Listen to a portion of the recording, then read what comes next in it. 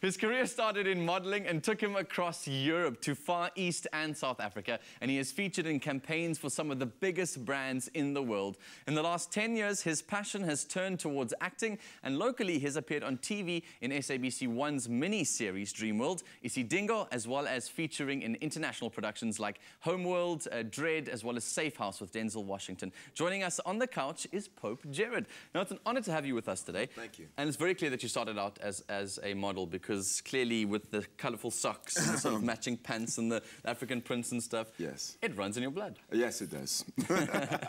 Let's talk a bit about that beginning career of yours. I mean, modelling is always something that a lot of young guys are really keen to get into, and I mean, you sort of pioneered the way for a lot of South African models overseas, and it was very exciting to see. Tell us about those early days. How did you get involved in modelling, and how did your career develop from there? Well, thank you. I met a photographer, and the photographer asked me to take some photos. And I didn't really take him too seriously at first, and then fortunately, he persisted with me, and then I did it, and he was like, you know, that was pretty good for your first time ever taking photos. I think you should actually consider doing it. Yeah, and so I did, and it went well. It started going really well, and yeah. Well, let's talk about some of those travels. I mean, they were very exciting. You were put on all across some of the biggest magazines in the world with some of the biggest brands in the world. I mean, that has to get to your head. No, well, I guess it can, but no, I keep myself on the ground, on the feet on the ground, because you know, you're only as big as your next job, you know, and it all can change. It's just a piece, you know, it's a piece of paper that can be burnt, so you can't really put all your self-value in that, and you know, you just keep going forward, and each time, you know, as you hopefully get another job and you can move forward, and you know. So speaking about having your feet firmly on the ground, I mean, the modeling industry is quite a tough one to get involved in. A lot of people, it's very competitive. It's very, like, you feel very self-conscious, I suppose, in that space too. What is the beginning step to starting an international career in modeling? Because, I mean, a lot of young people want to do it because you get to travel the world, great exposure, but there are some downs, I'm sure. True, true. Well, I think firstly, you need to also recognize that you will experience a lot of rejection. So you need to toughen up your skin a bit and handle that, and know that the rejection is not the end of the world, and there's another opportunity that will come, so you just be positive and go forward till the next opportunity comes, and then you will get a job, and then you just keep going on. Yeah, that's very exciting. And, and the career's obviously now naturally progressed towards acting, and it's very exciting to see you on stage, because you are a really big presence to see. You've worked with really cool actors across the world, but third season of Homeland is also very exciting. Tell us more about that experience. Yeah, well, that was cool. That was really nice. It was a good experience, and working with those guys were really good, and they were very welcoming, very nice, and patient, and it was a good episode, yeah. Did you get to catch eyes of any of the beautiful ladies on the show? Always. Did you try any moves? No? No. Okay. You've got to be professional in those environments. Yeah, well, your American accent is doing very well, so it's very exciting to hear that Thank you.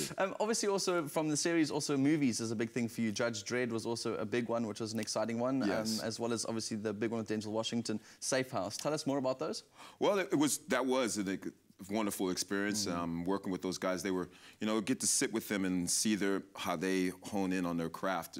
You know, they're very focused, but also, you know, they're courteous to each other and courteous to other people. And yeah, so that was nice to see how they could also mix with everybody and still stay humble, but still stay focused, and they were extremely focused, which was good to also learn from them with that. I'm sure you must have taken a lot from them. I mean, they do this all the time, and all actors are trying to build their way towards getting that lead role. I mean, your second one, The Jakes Are Missing, also, I think you took a lot of pride in that role. So tell us about that experience. Well, that was fun. It was great. It was a nice family movie, comedy with a little bit of action and suspense, and yeah, that was great, because it was nice working with everybody on the cast, and they were all very talented, and we had a good response, a good, you know, so that was great that everyone liked it and received it well, and we had a lot of fun doing it. You know, it was a lot of laughter, but also hard work. We worked very hard.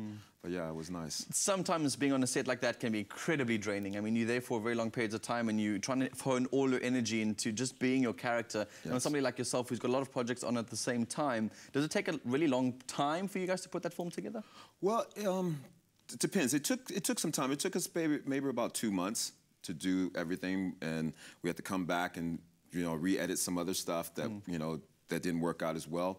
But it was good because we had long hours. You know, we went from early in the morning to the evening, but that was also part of the whole thing to make sure we got everything that we wanted. Yeah, I'm sure. And that's the nice thing at the end of it, where you get all the things that you plan to shoot, so that you have more material that you can also work it out to make the story come together. Yeah, that's really exciting. A lot of actors like yourself obviously are always looking to grow and build and become better and bigger of themselves. I live with an actor and he's my cousin, and he's also very excited about growing and honing new skills. So now you're back on stage, which is really exciting, in Cape Town at Maynardville. You're doing Othello. We'll chat more about that a little bit later on, so don't go anywhere. Just stay right where you are. Lots of knowledge to soak from you. Right on. Thank you. Awesome to have you with us in the loft today. After the break, South Africa, we make a chili prawn fried rice, and we're joined by the cast and director also of Othello to take a closer look at the critically acclaimed adaptation of Shakespeare's classic. Don't go anywhere. How you doing, YouTube fam? Thank you so much for watching, sharing and commenting. We love hearing from you, so be sure to keep up to date with all things Afternoon Express by clicking the subscribe button right here.